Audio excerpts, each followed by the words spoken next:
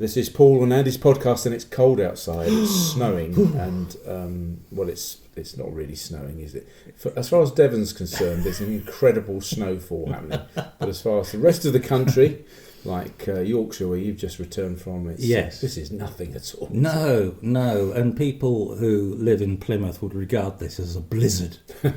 But it's just a bit of wet snow. And our colleagues will be scrambled from the BBC into cars to go and get footage of white stuff falling from the ground. And they'll be saying to the travel department, "Oh, the road's blocked," and the travel will be going, "No, not at the moment." Oh, okay. Snow brings chaos to Devon's roads. It didn't bring much chaos to here getting to you, but it was a bit... it did hold things up a bit. But you had a good journey up and down, didn't you? Is that right? Yeah, I went up to Yorkshire last week to see my mum and dad. So that was really nice. And it's my mum's birthday. And so it was like a birthday stroke pre-Christmas get-together with I hope them. it wasn't a birthday stroke. No. How old is she? My mother... Well, you'd never ask a lady her age. I'm not Paul. asking a lady, I'm asking her son. Yeah, well, a son should respect a lady's wishes. She's in Shall her we 80s. phone your mum? She's in her 80s. She's in her 80s. Yeah. You're not going to be any more specific. No. She could be 89. Early 80s. And that narrows it down, doesn't it? So, yeah, it was just lovely to see them and spend some time. But it's really weird because when I go back, my mum and dad live in the house that I was brought up in. The workhouse? No. And it's obviously changed a bit in those years, but I stay in my old bedroom. And it's really weird. How lovely. Well, yes and no. Yes and no, because it's just a weird feeling. Is it the same wallpaper? No, it's been redecorated since I moved out. It hasn't got aeroplanes and football posters? No, it never had. What did you have in your bedroom then? I used Pictures of Susie Quattro? No, I didn't have a lot of posters up, actually, because I used to collect Beermats, which is ironic for an alcoholic, isn't it? Well, it is now. It wasn't then. No, it wasn't then. But I used to like collecting Beermats because this was back in the day when pubs used to do Beermats and breweries, and they used to issue Beermats in series of 8 or whatever. Oh, did they? And used to collect them all. I used to have all 4 walls of my bedroom were covered in Beermats. I used to blue tack them to the wall when I collected them. And the great thing about collecting Beermats is they were free. You just, pubs didn't mind if you took them. And I wrote to the producer of Coronation Street at the time and got a Newton and Ridley Beermat from the Raver's Return. I could have got you one from Crossroads if I you see. If I'd have known you back then. I just collect Beermats. So what I've got to know is what's happened to them? I don't know. I think my mum threw them all out. When you left, did she peel them? I think off the so, wall yeah, and and bagged them all up and then just chucked them out. God, life's work just I know. thrown away. I was quite cross about it, but I just thought, well, it's their house, isn't it? I should have taken them with me. Acoustically, it must have been quite good. Yeah, it was actually, looking back. Maybe we should get some Beermats in here. Soundproofing. If you'd still got absorb them, the sound. Yeah, it was very, very good. But yeah, it was. It's odd staying in the room that I revised for my O levels and A levels in that room. Oh, you revised? Yes. Oh, wow. Yes. Hence my fantastic marks. But it's that sort of thing. You think so much has happened in this room. Well, we don't need to know too much about that. No. But, and my fish tank used to be in there, so I used to keep fish. Did you? Yeah, my fish tank was in there. What sort of fish did you keep then? Tropical fish. So quite a warm tank then? Yeah, it was nice. I used to like them. Guppies? Yeah, guppies, platies, dwarf gouramis, pearl gouramis. Sounds like an Indian restaurant menu. Well, I used to enjoy and it. some badal in your eyes, please. And please. It was good. It was a good little hobby of mine. Collecting Beermats and tropical fish, that was me. Did you get rid of the fish as well? These were my teenage years. I should have been rebelling or something, but I was too busy doing that. You should have been. Yeah, very tame. My bedroom was shared with my brother for a while, and then he was relegated to the box room. I do feel sorry for him. but I didn't feel that sorry for him at the time. At the time. And I remember painting the door brown. I wanted a gloss brown door because it was white. And my father saying, when we moved into this house, every door was a nasty shade of brown. And I spent ages turning it white, and now you've painted it brown. And then I made lights because I was always been into lighting. And I don't know if you remember Watney's Party Sevens. Yes, I do. Watney's Party Sevens. We did a Party 4 as well. It was a Party 4 pints or 7 pints in a big can. And I made what must have been the first par cans. And if anyone knows anything about lighting, if you go to rock concerts or anywhere really where they've got a lot of lights for a colour wash, there are these cans with a rounded back punching out lights, a soft light. So they're called par cans, and they had par bulbs in them. Anyway, I decided that I would have a go. So I took the top off because you used to put a triangular kind of hole, two holes, one to let the air and one to let the beer out. So I'd take the top off, and then I'd bash a hole the size of a lamp holder in the other end. But because I couldn't get a drill to drill that hole, I did it with a circular, one of my dad's finest circular chisels. So I just used to chisel it out, and then I'd put just an ordinary pendant light fitting in it, and I even made little tiny brackets to hold gels that could go in, and I acquired gels from somewhere, and I had them mounted in my bedroom with a little set of switches by my bed. Yeah, right. Why? I don't know, but it was, I don't know, atmospheric, and I pulled my wardrobe away from the wall and put some fabric down the back of it, so it gave a sort of booth-like effect to the other bed that was in the room. It's a bit like a nightclub. I was going to say, what were you going for here? Boudoir? Well, I was probably going for anyone I could entice into it at that time. Or were you just going for the fact that my bedroom is a film set? Something like that. Come up and see my nightclub. And I can create any atmosphere. I think it was a bit of that. So, what are you doing? We're going up to play records. Are you indeed? Euphemism. Did you used to sit there and go, which lighting would go nicely with this record?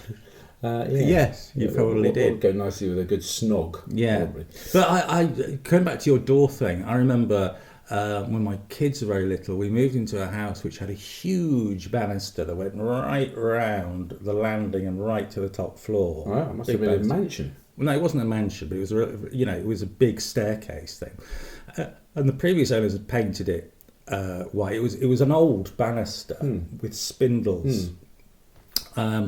And they painted it, and the paint was very old and cracked and looking a bit worn. So I thought, right, I'm going to strip this. And it took me months. I'm talking about 6 months. Every evening when I got back from work, used to get the nitromors out.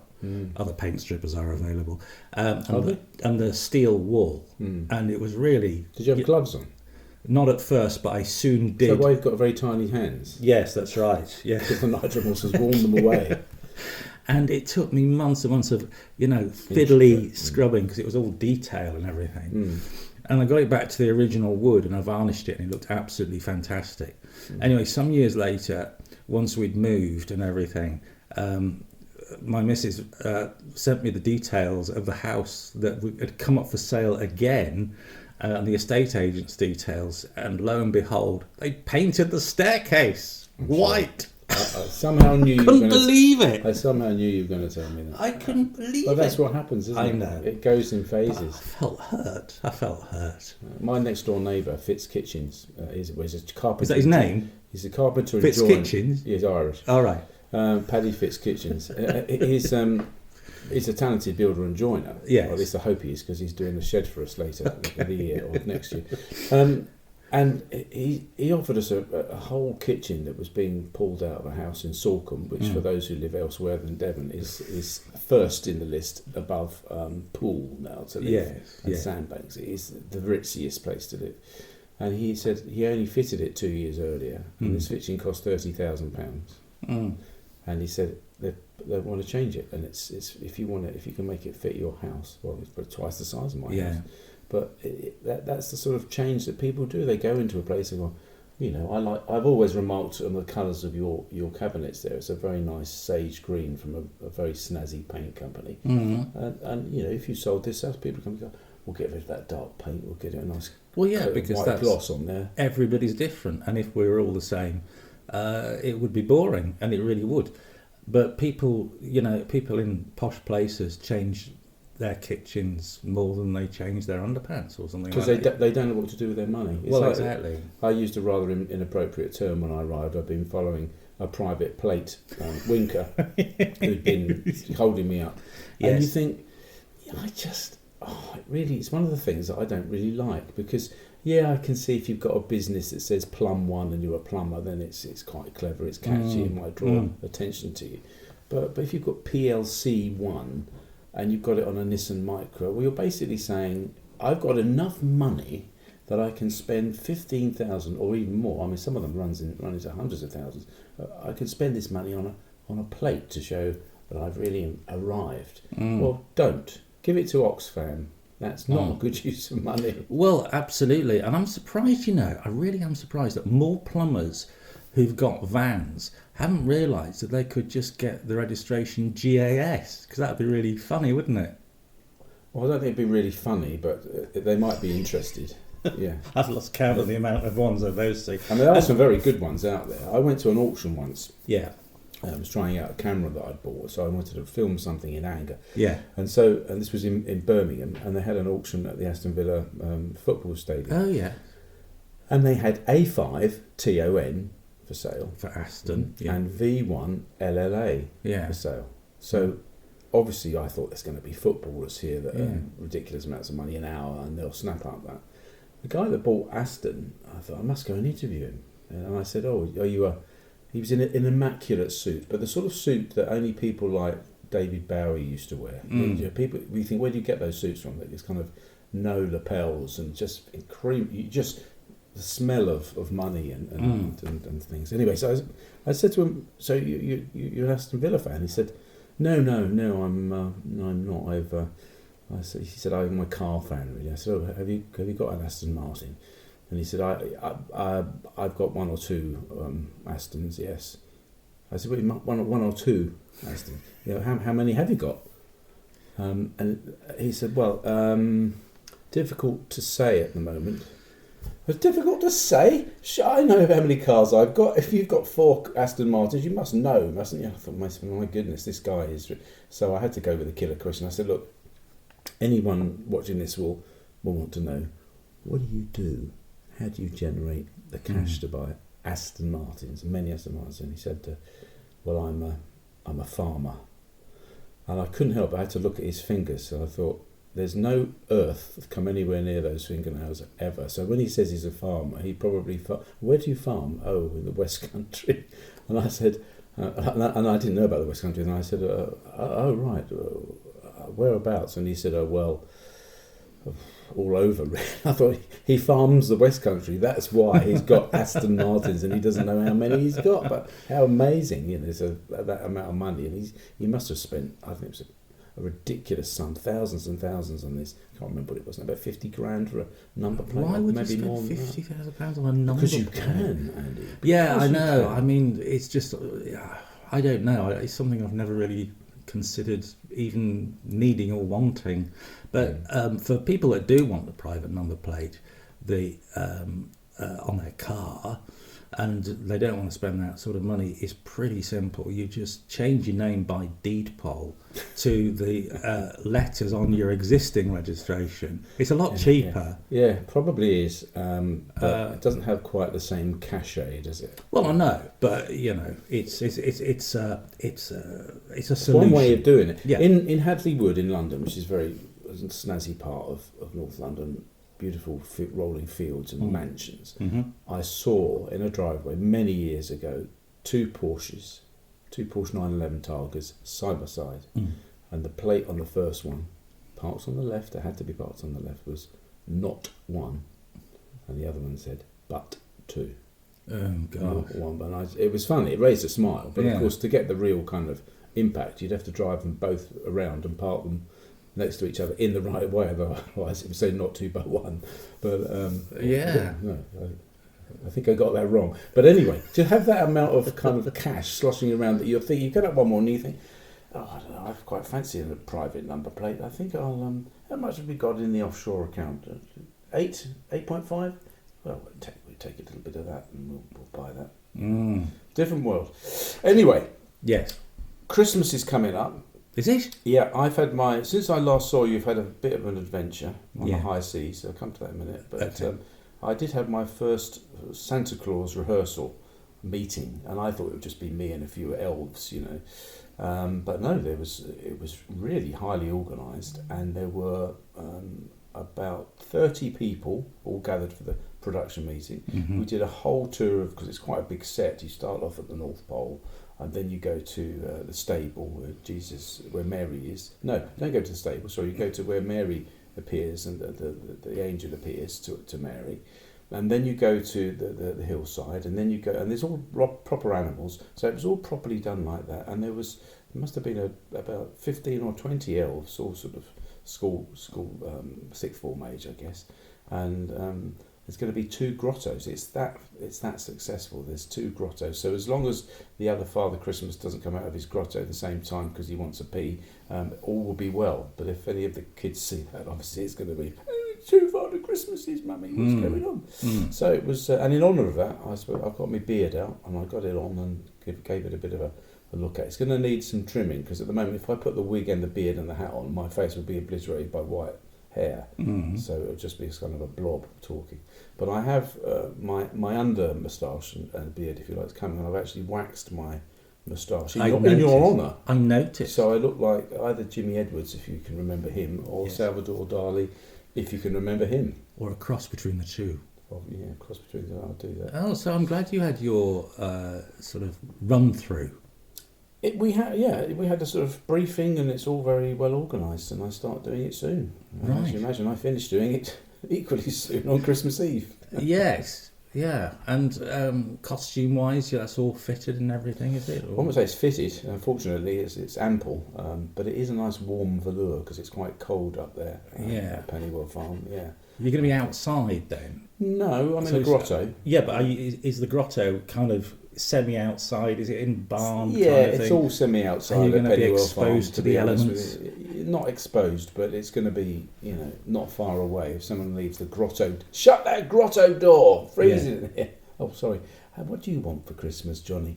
It's all a bit of that. Oh, well, I wish you luck with that. I'll keep you posted when I've done my first shift. Yeah. 4 hours? I Yeah. think I'm going to be very tired. That doesn't sound like a long time because people work 8-hour days, 10-hour days, 12-hour shifts, whatever.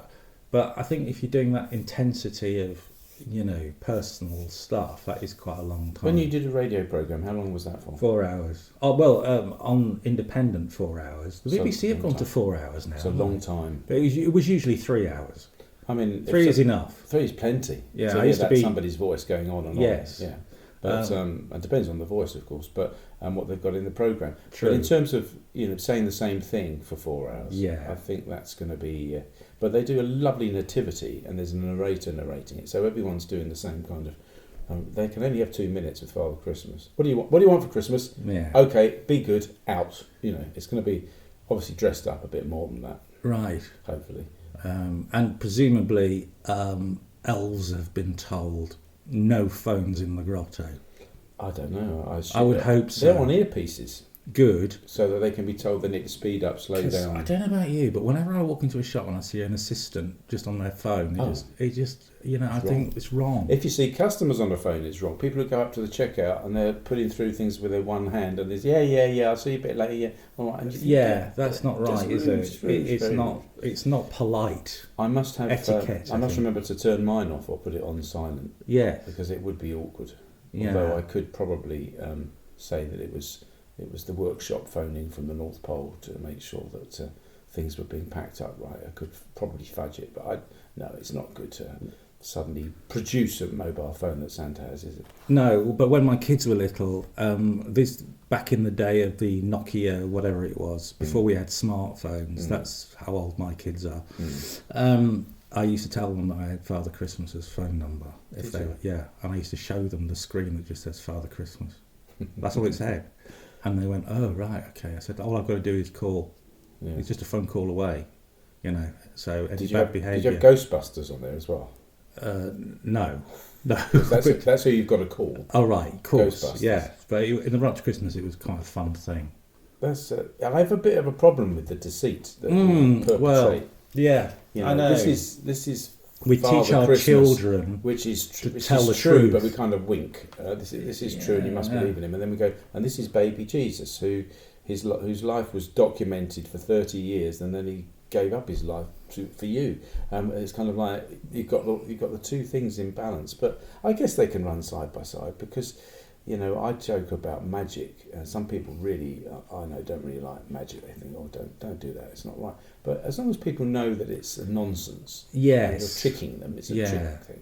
It's a spiritual thing, isn't it? I think. Okay, well, yeah, it's being definite about what you are definite about, and also not trying to pretend that something is real. I mean, I think my parents probably winked or shuffled or whatever when they were talking. When we were at that age, when we said, "Is he really real? Is he real? How come he was down the road outside the department store, and then he was there?" So kids do, and it's part of a rite of passage, isn't it? Beginning to know that actually it's your dad sneaking in at midnight. Yeah, but I think there's something quite magical about it because when you go to the theatre, it's not real, it's a play, but you still enjoy it. Sure. So. But you know that before you go there, whereas we bring up little kids to know the difference between truth and lies, and then we spin them this yarn. Yeah. I'll come back to you on what I feel about that on after Christmas. Because you're going to be responsible for perpetuating I'm going to be perpetuating the myth. Talking about perpetuating myths, and apropos nothing, we have had a correspondent. We've had some fan mail, which we dealt with last time. Yes. Delighted. Kevin the Weatherman. Has also been in touch with us, which I feel really honoured. Me too. And the Pellies, of course. Yes, let's not forget the Pellies. But also my mate Kurt, who lives down the road. Not Kirk. He's very upset if you call him Kirk. Is he quite short with people? He is. He's northern. With a name like He's Kurt. Northern. He's from Macclesfield. He's very blunt. Macclesfield? Yes, from Macclesfield. Okay. He said he was listening to our last podcast where we were talking about Scrabble, which I've been warming up to do for Christmas. Uh-huh. And he said he just sent me a text saying minge. Now that could be construed as being rude, couldn't it? But minge is one of those funny words like merkin, which many people do know the meaning of. Yes. And minge, if you're listening in the Outer Hebrides and have never encountered the word, minge is it's a sort of slang word for lady garden, isn't it? Yes. Or for pubic hair, if you want to be scientific. Yes. And the reason he texted me minge was apparently I talked about playing Scrabble, and I think I talked about my daughter trouncing me, and one of the words that she delivered was minges, which I think as a plural is up for scrutiny really, but she had got the M and the P, which both score three each, and she had managed to put the S on the end of another word, so she scored a massive 48 or something with minges, and blow me down if she was able to about 20 minutes later build out of it again the same word. I mean, what are the chances? No, I hadn't mentioned that because, to be honest, people might be having their tea and they don't want to hear about lady gardens. No. Minges. No. So, or merkins. Do you know what a merkin is? No idea. You don't know what a merkin is? I know what a firkin is, but I don't know what a merkin is. No. Well, firkin means different things in different dialects, however it's used. But a merkin is a pubic wig. Right. I didn't know such a thing existed. Why would you? No. You probably have no need of one yet, but there might come a time. I didn't know such a thing existed. There might come a time when you go, you know what, Sally, I think it's time I got a merkin. And that's what it is. Look it up, check it out. So that's a good Scrabble word. I've learned something. Because that's got a K in it, which is 5, and an M. Right. Oh, no, I never knew such a thing existed. I feel enlightened. I shall play Scrabble with you, but I have to warn you that I'm playing for money. So if you're thinking of taking me on, that's fine. Oh no, I wouldn't play for money. I don't like doing that. Because you're from Yorkshire. Yes. What would you play for then? Matchsticks.